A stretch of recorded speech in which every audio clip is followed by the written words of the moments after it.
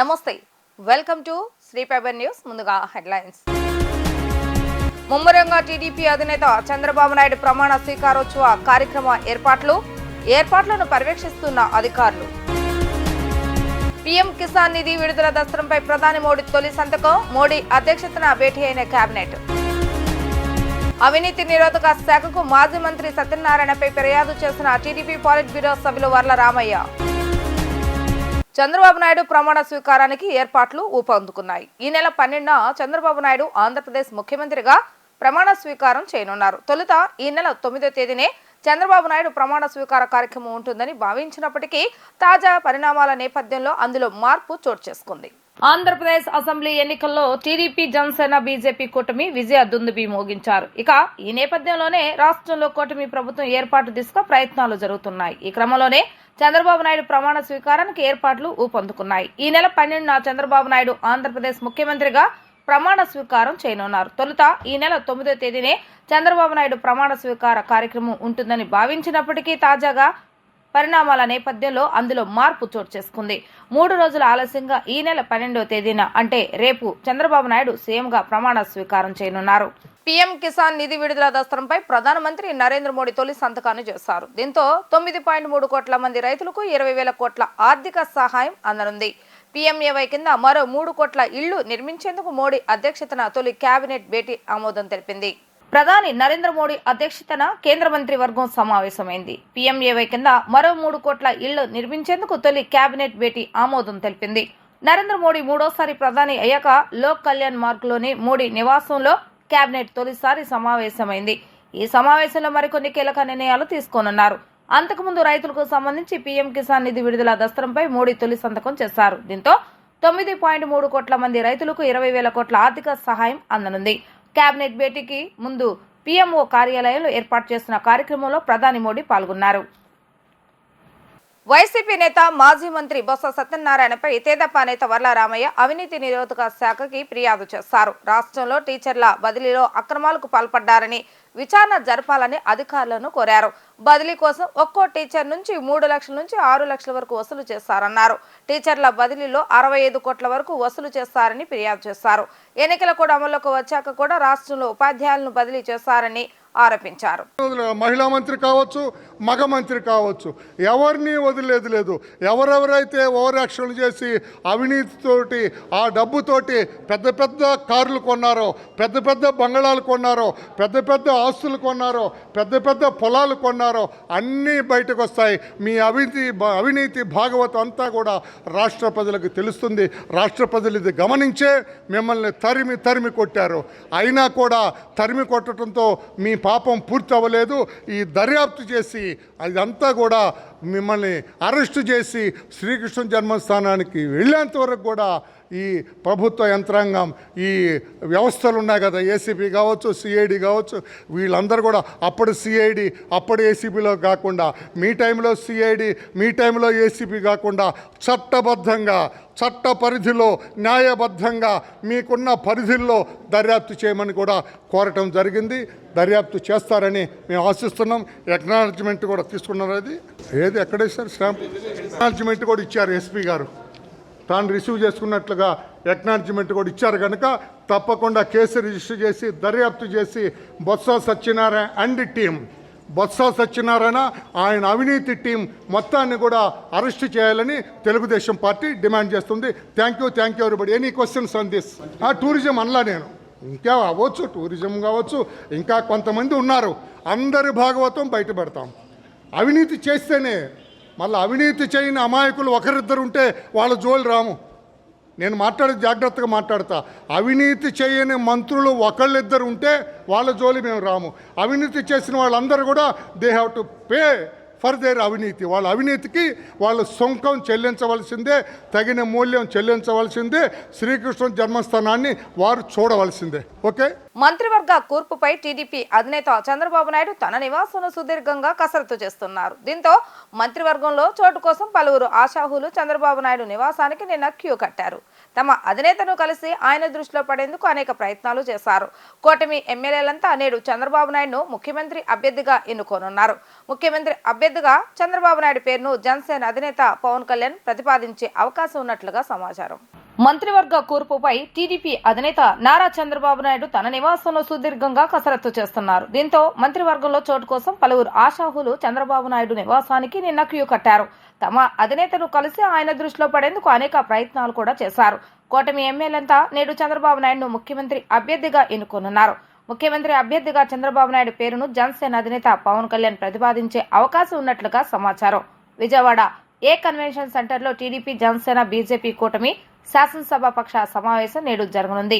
కూటమి భాగస్వామ్య పక్షాల ఎమ్మెల్యేలంతా చంద్రబాబు నాయుడును శాసనసభ పక్ష నేతగా ఎన్నుకుంటూ ఏకగ్రీవ తీర్మానం చేయనున్నారు. ముఖ్యమంత్రిగా చంద్రబాబు నాయుడును ఎన్నుకుంటూ చేసిన తీర్మానాన్ని కూటమి తరపున గవర్నర్కు అందజేయనున్నారు. మరోవైపు ప్రమాణ స్వీకారోత్సవానికి ముమ్మర ఏర్పాట్లు కొనసాగుతున్నాయి.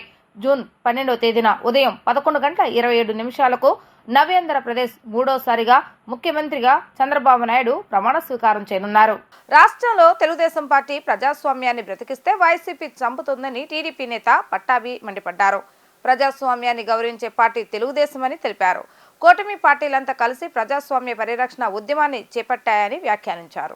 టీడీపీ కేంద్ర కార్యాలయంలో ఏర్పాటు చేస్తున్న విలేకరుల సమావేశంలో టీడీపీ అధికార ప్రతినిధి పట్టాభి మాట్లాడుతూ హింసకు పాల్పడటం తెలుగుదేశం విధానం కాదని స్పష్టం చేశారు. గత 5 ఏళ్లలో వైఎస్ఆర్సీపీ నాయకులు అరాచకాలు సృష్టించారని గుర్తు చేశారు. తెలుగుదేశం కార్యకర్తలపైన లెక్కలేనని దాడులు చేశారని అన్నారు. లోకేష్ పాదయాత్రకు ఆటంకాలు సృష్టించారని మండిపడ్డారు. ఆనాడు వైఎస్ఆర్సీపీకి ప్రజాస్వామ్యం గుర్తుకు రాలేదా అని ప్రశ్నించారు. ప్రజాస్వామ్యాన్ని గౌరవించే పార్టీ తెలుగుదేశమేనని అన్నారు. కూటమి పార్టీలంతా కలిసి ప్రజాస్వామ్య పరిరక్షణ ఉద్యమాన్ని చేపట్టాయని వ్యాఖ్యానించారు. రాష్ట్రంలో తెలుగుదేశం పార్టీ ప్రజాస్వామ్యాన్ని బ్రతికిస్తే వైఎస్ఆర్సీపీ చంపుతుందని మండిపడ్డారు. ప్రజాస్వామ్య విలువల గురించి ఎన్నోసార్లు చంద్రబాబు నాయుడు హితబోధ చేశారని తెలిపారు. రాష్ట్రంలో ఎక్కడా భౌతిక దాడులు జరగవని అన్నారు. ఇకపై వైసీపీ నేతలకి లోకేష్ రెడ్ బుక్ రియాలిటీ ఏంటో చూపిస్తారని హెచ్చరించారు. ఐపీసీ సెక్షన్ల పవర్ ఏంటో చూపిస్తామని, అవినీతిపరులైన అధికారులపై చర్యలు తప్పవని అన్నారు. జగన్ అధికారంలో ఉన్నప్పుడు లోకేష్ పాదయాత్రపై 22 సార్లు దాడి చేశారని, గతంలో చెన్నపాటి గాంధీపై దాడి చేసి కన్ను పోగొట్టారని అన్నారు. గత 5 సంవత్సరాలుగా రాష్ట్రంలో సైకోలుగా ముద్ర వేయించుకున్నటువంటి నాయకులందరూ కూడా సైకో జగన్మోహన్ రెడ్డి నేతృత్వంలో జిల్లాల వారీగా, నియోజకవర్గాల వారీగా పిల్ల సైకోలుగా ముద్ర వేయించుకున్నటువంటి నాయకులందరూ మీడియా ముందుకు వచ్చి నంగనాచుల్లాగా మాట్లాడుతూ ఉన్నారు. అసలు ఏ పాపం ఎరగనటువంటి వ్యక్తులుగా అత్యంత బుద్ధిమంతుల్లాగా మాట్లాడుతూ ఉంటే రాష్ట్ర ప్రజలందరూ కూడా ముక్కు నేలేసుకుంటూ ఉన్నారు. ఓరు మీ దుంపదగా ఏం మాట్లాడుతూ ఉన్నారా, మీరు చేసినటువంటి పిచ్చి చేష్టలేంటి, మీరు మాట్లాడుతున్నటువంటి మాటలు ఏంటని చెప్పి. మీ పార్టీ సైకో మోకలు కాదా? ఏమయ్యా పేరుని నాని ఏంటయా మాట్లాడుతూ ఉన్నావు మీడియా ముందుకు వచ్చి? కౌంటింగ్కి 2 రోజుల ముందున నువ్వు వచ్చి మాట్లాడినటువంటి మాటలేంటి? గంటలు లెక్క పెట్టుకొండ్రా, మీ సంగతి తేలుస్తాం. ఏది కౌంటింగ్కి 2 రోజుల ముందు? దాన్ని బట్టి అర్థం కావట్లేదా మీ వ్యవహార శైలి ఏంటో? ఒక పక్కన ఇటువంటి దారుణాలు చేస్తూ ప్రజలు మక్కిలెరగొట్టి మిమ్మల్ని మోకాళ్ళ మీద నుంచోబెట్టిన 11 సీట్లతో మిమ్మల్ని మోకాళ్ళ మీద నుంచోబెట్టారు ఈ రాష్ట్రంలో. ప్రజా తీర్పు ఆ విధంగా ఉన్నా కూడా ఇంకా బుద్ధి తెచ్చుకోకుండా ఈ సైకో చేష్టలు, ఈ దారుణాలు, ఈ హత్యలు ఇంకా కొనసాగిస్తూ నంగనాచుల్లాగా వచ్చి నీతులు మాట్లాడతారా? ప్రజాస్వామ్యాన్ని రక్షించాలంట. రాష్ట్ర గవర్నర్ గారి దగ్గరికి వెళ్ళి విన్నపాలు ఇస్తారు. విన్నపాలు ఇదా ప్రజాస్వామ్యాన్ని రక్షించడం అంటే? నిజంగా ప్రజాస్వామ్యాన్ని గౌరవించినటువంటి పార్టీ రాష్ట్రంలో తెలుగుదేశం పార్టీ. కూటమి పార్టీలు జనసేన, భారతీయ జనతా పార్టీ ప్రజాస్వామ్య పరిరక్షణ ఉద్యమాన్ని చేపట్టాం మేమందరం కూడా కలిసి.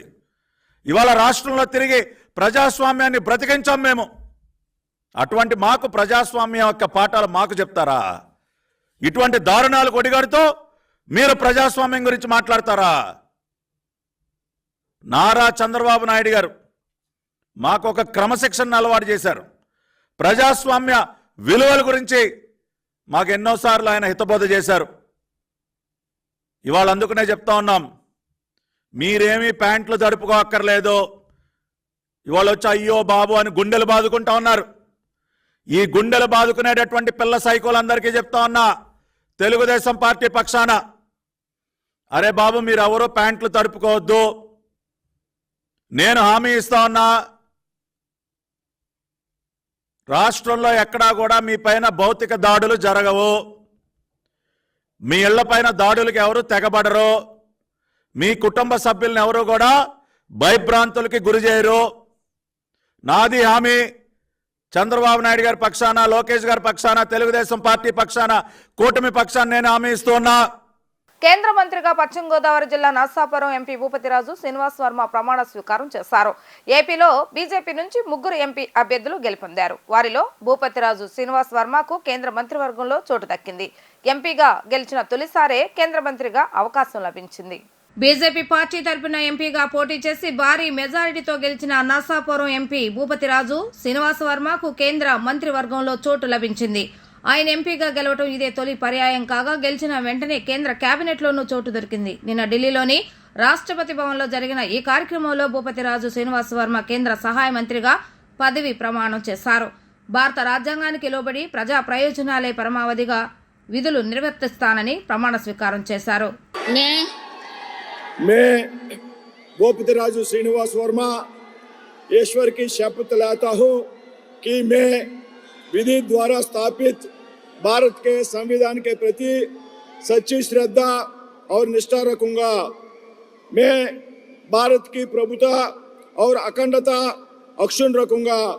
मैं संघ के राज्य मंत्री के रूप में अपने कर्तव्यों का श्रद्धापूर्वक और शुद्ध अंतःकरण से निर्वहन करूंगा तथा मैं भय या पक्षपात, अनुराग या द्वेष के बिना सभी प्रकार के लोगों के प्रति संविधान और विधि के अनुसार न्याय करूंगा।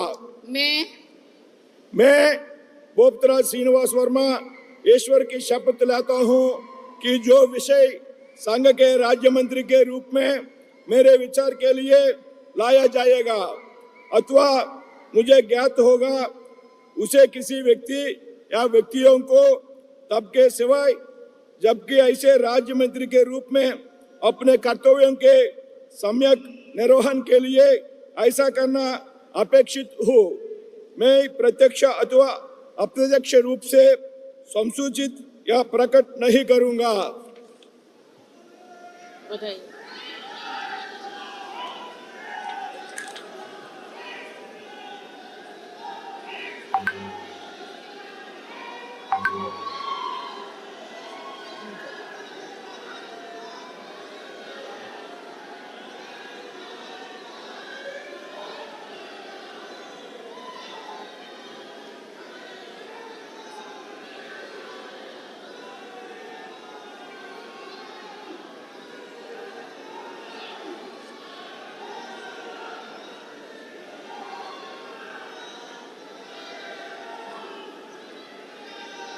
శ్రీ దుర్గామల్లేశ్వర స్వామి వారి దేవస్థానం ఇంద్రకీలాద్రిపై భక్తుల రద్దీ కొనసాగుతుంది. వేసవి సెలవుల ముగింపు నేపథ్యంలో ఉభయ తెలుగు రాష్ట్రాల నుంచి పెద్ద ఎత్తున భక్తులు, యాత్రికులు ఇంద్రకీలాద్రికి తరలివచ్చి ఆది దంపతులను దర్శించుకుంటున్నారు.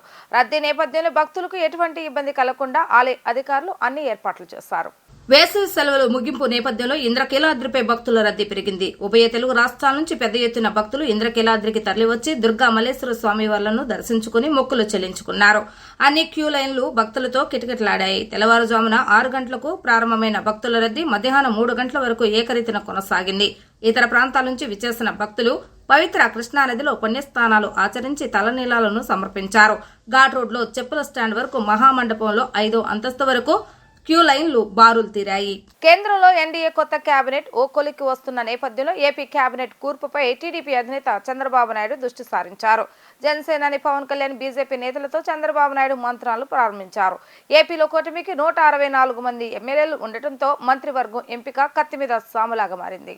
కేంద్ర కేబినెట్ లో టీడీపీ, జనసేన, బీజేపీ ఎంపీలకు మంత్రి పదవుల కేటాయింపు ఆధారంగా ఏపీలో రాష్ట్ర కేబినెట్ కూర్పు ఉండనుందని తెలుస్తోంది. ఢిల్లీలో ప్రధానిగా నరేంద్ర మోడీ ప్రమాణ స్వీకారోత్సవానికి చంద్రబాబు నాయుడు, పవన్ కళ్యాణ్ హాజరయ్యారు. వారిరువురు ఢిల్లీ నుంచి తిరిగొచ్చాక ఏపీ మంత్రివర్గ జాబితా ఖరారయ్యే అవకాశాలున్నాయి.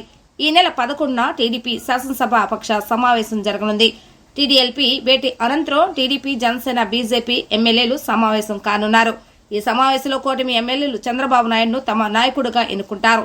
జనసేనకు 21, బీజేపీకి 8 మంది ఎమ్మెల్యేలు ఉన్నారు. ఈ నేపథ్యంలో జనసేన, బీజేపీలకు ఎన్ని మంత్రి పదవులు దక్కుతాయన్నది ఆసక్తికరంగా మారింది.